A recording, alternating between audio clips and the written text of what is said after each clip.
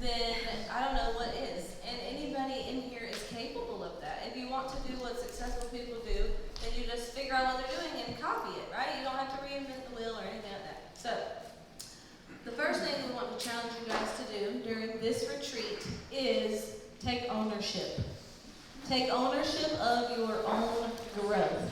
Because nobody's name is on your paycheck except for yours. What? Too loud? Huh? Oh, I'm too quiet? Oh, okay. Okay. Can you hear me now? Okay. So take ownership. Nobody's name is on your paycheck except for yours. Your upline's name is not on your paycheck. That means that your upline is not responsible for your success. And you know what else? Neither is your downline. You are responsible for your success. If you have thoughts of, I need my team to do blank so that I can blank, that's not ownership. That is you being a victim of your circumstances, which is not true. You're not a victim of your circumstances. So take ownership. Your success is 100% up to you. And guys, that goes as far as your experience here. You need ownership of your experience here this weekend. Last year at Ruby Retreat, I didn't have to tell April, ooh, there's a diamond you can relate with, go talk to her. She was already off doing that. So I'm challenging you, if you see a jewel or a diamond who's not occupied, you should have a Rolodex of questions in your brain that you can initiate a conversation. You should have questions that can go in that basket. You are responsible for what you get out of this weekend. You're going to get exactly what you're looking for. Exactly. If you come here looking for growth and community and connection and culture and all of that, you'll find it. And if you came here looking for something that you could turn into a victim circumstance in your brain, you'll find it too. So you're going to get exactly what you're looking for. And it's up to you to get what you came here for. It's not your trainer's job to make sure they're adding value to you, which your trainers will. They have definitely a powerhouse lineup for you guys. But it is up to you to get your money's worth out of the investment that you made to be here. It's up to you. So what you focus on expands. So what are you focusing on? Also, the next thing we want to talk to you guys about, I'm just curious, how many of you in here, raise your hand, would say that you are hungry for change? That's pretty much everybody. Okay, good. We're glad you're hungry for change. So most of the time, that's why people start this business, because they're hungry for change of some sort in their life. They're not content with where they're at. They know that 5 years from now, if things keep going like they are, they're not going to be okay with that. They want change in their life. And that hunger for change causes people to show up. Like, it makes you be on the team calls when you'd rather be in bed because you got to get up at 4 a.m. the next morning and go to work. Or sacrifice getting your kids into bed and asking your husband to do it that night because you have calls, right? Or show up to the three-way calls. Spend hours and hours a day coaching your team, doing three-way calls, creating content for your social media. It causes people to show up. It causes people to drive across the state, get a hotel room to be at a breakfast bunch training the next morning. It causes people to invest in things like Ruby Retreat. Some of you flew here. Some of you drove 12 hours, had to find childcare, all of this, because you're hungry for change. And I'm telling you, when I'm looking for people on my team, like, who's going to get my time? Who am I looking for? What type of person do I want to work with? It always starts with hunger for change. That is what causes somebody to be willing to do things that make them uncomfortable, because this business can make you do things that are uncomfortable, right? But there's a difference, guys, between being hungry for change and being hungry for growth. You have to be committed to the growth. The difference between hunger for change and hunger for growth is that hunger for growth means that you're willing to change yourself. Not just show up and put the work in, but you are willing to look within, not around you, not pointing fingers, but look within, look in the mirror and change something about yourself. I don't mean change who you are. I don't mean change your core values. I mean, you're committed to becoming the best version of you.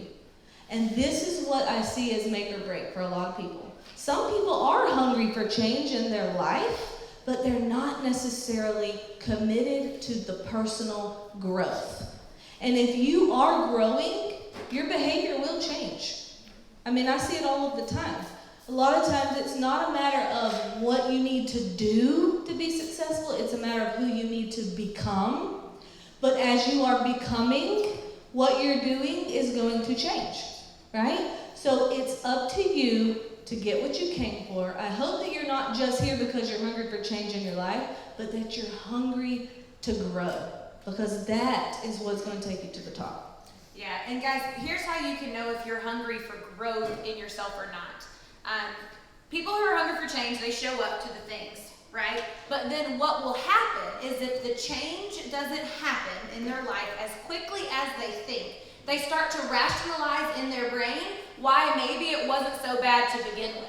So you'll hear people say, well, I just need to be grateful for where I'm at and what I've got. That's a cop-out.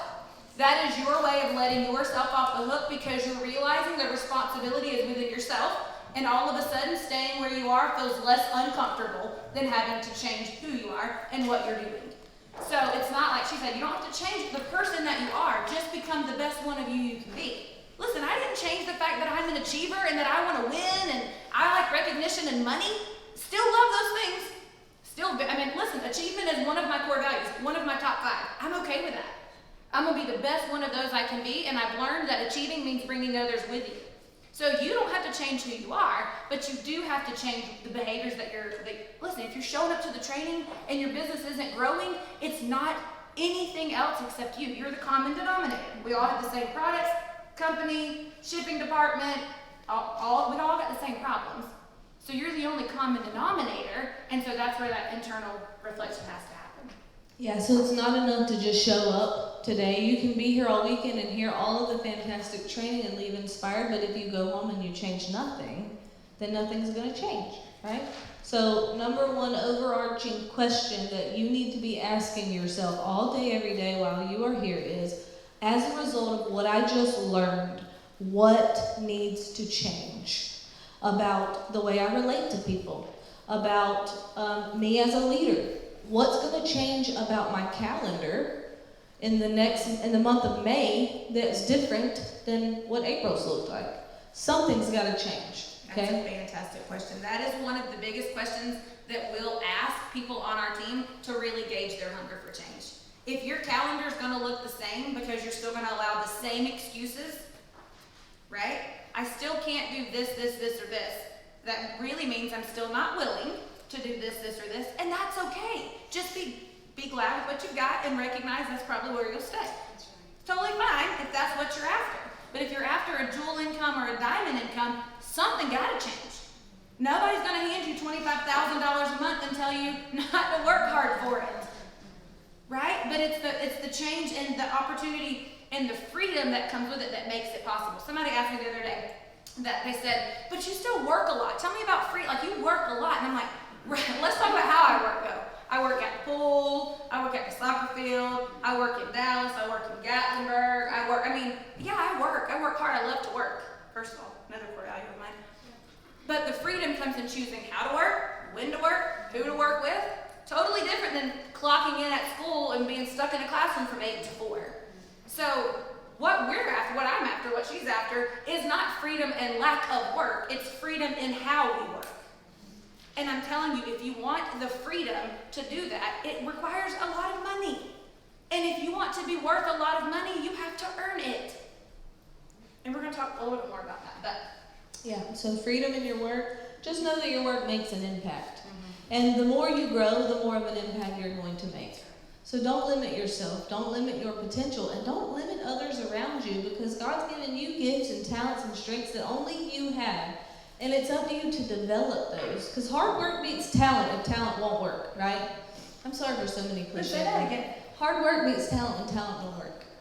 And that just means that if you have talent, but you don't work to develop it, then the people who may not have as much talent as you, but they are working hard, they're going to pass you. It's kind of like the tortoise and the hare, right? It's kind of like any underdog in sports. They may not be the most talented that morning, but hard work will beat talent if talent's undeveloped.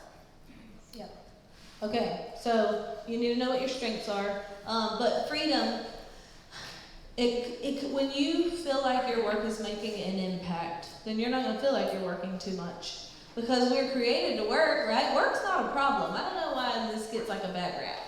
This word work or hustle. Like, that's what work was around before the fall. Like, we don't have to work because we live in a sinful world. God told Adam to work before there was ever sin in the world. Work is a good thing. You are doing good work. The work that you are putting in is important and needed and necessary, right? It is impacting people.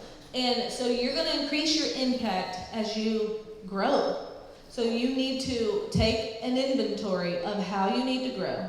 If you have thoughts of, I'm doing all the things they tell me to do, but it's not working, or I'm not getting the results that they promised me I was going to get. I'm doing all the things. I show up to every single thing, but I don't have these results. I'm not ranking up. My team's not exploding. Take ownership of that. If there are other people out there being successful, you can too. You're no different than they are, especially if you're in this room. These are the leaders. If you can go ruby, you can go diamond. Right? Just have to be committed to the growth and just don't quit. Yeah, we're going to talk a little bit more about that. What she's describing is the valley of despair, right? The woe me, it's not happening, everyone else is. And you guys, you know what? The only thing that takes you out of the valley of despair? Consistent activity over time. That's right. I have a chart. I'll prove it. But it's coming. Good segue.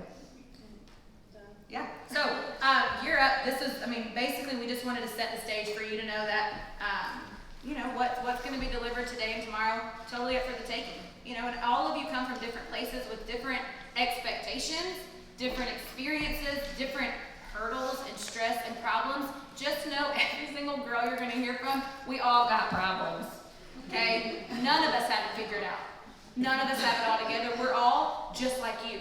We just have been willing to grow and push through and be okay in the struggle. Listen, all of us are just as comfortable in the struggle as we are in the hype. We just learn to be okay there. Oh, one last thing I wanted to say is about comparison. Because we really just want to set the stage for this whole retreat for you guys. It's so easy to look to the left and the right and compare your journey to somebody else's and feel like you're not good enough. And some of you, I know you personally, and I know that you take ownership. I know that you do. And you're working really hard, and you are hungry for change, and you're also hungry for growth. You're committed, and you're all in, and you have big vision, and you're not diamond yet. It's okay. Maybe your story is not April's. Maybe you are all of those things, but you didn't go from ruby to diamond in 9 months. That's okay too. Don't compare. Don't think that just because you didn't have a journey that to diamond as fast as hers, that yours is less important or that you're doing something wrong. It could just be time in the game, right? God tailor makes our trials specifically for us because he knows what it's going to take to mold us and shape us into who he is. I don't know if y'all heard Emily's call the other day, but she's had a long journey and she's been gritty and she's hungry. She has been hungry. And number one takeaway from that call for me was when she said, this whole struggle, the years of struggle, God used all of it to draw me to him. And I'm like, that's better than a paycheck, okay? So, it really is. If it wasn't for that, then the paycheck wouldn't mean anything. So that's why we're here. And your journey is not less than someone else's. Just take ownership of your journey. And don't compare. Don't fall into that. There's so many times where I have felt in my business inadequate because I was comparing. Was I inadequate? No. Was I doing anything wrong? No. I don't know why my journey wasn't as fast as other people's journeys. But I'm still a diamond, and you will be too. And my story inspires people, and some people really need to hear it. So your struggle now is going to be the thing that inspires someone else to keep going. So embrace that struggle, okay? I know it's not fun to be in the struggle, but it is the struggle that is shaping you into who God wants you to be, into the leader you need to become. The struggle will keep you humble because we all want diamond, right? We all want success, but you know what else? We want to be able to handle that success when it comes. Nobody likes a prideful leader. And the struggles are going to keep you humble through that. So be thankful for those struggles, even when it feels hard, okay? So I just want to throw that out there about comparison. Is that it? You did a great job. All right.